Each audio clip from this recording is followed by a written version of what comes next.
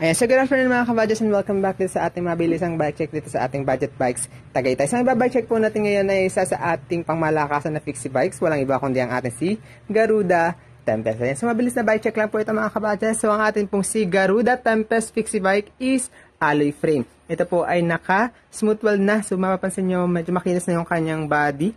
Ayan, sa kanyang top tube, sa kanyang down tube, ganoon na rin sa kanyang seat tube. Yung kanyang seat post is alloy. So, may tatak na LMXT.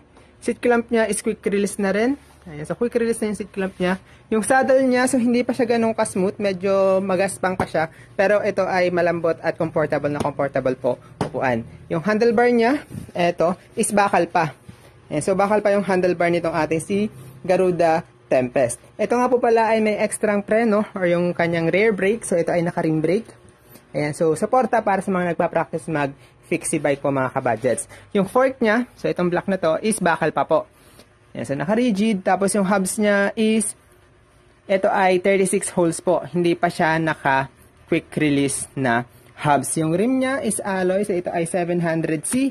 At yung gulong naman niya is black tire. Ayan, so ito po ay 700C din po yung kanyang gulong. Yung kanyang crank, ito, so yung arm niya is alloy siya. Ito. Tapos ito ay naka square type na bottom bracket. Ito nga po pala ay naka dual sprocket din mga kabadges. So ibig sabihin nito, meron siyang naka fixed gear at meron siyang naka free wheel na sprocket mga kabadgets. Ayan. So nakaset ito ngayon sa kanyang fixed gear. So ito nga po pala ay may extra ding side stand. Ayan. So may kasama siyang side stand.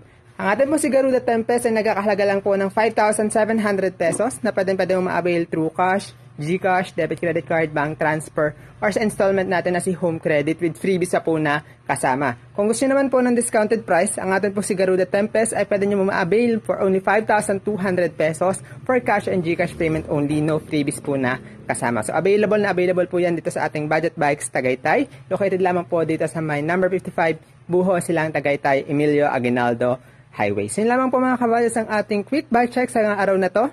So good afternoon po, maraming salamat po at ingat po tayong lahat. Thank you po.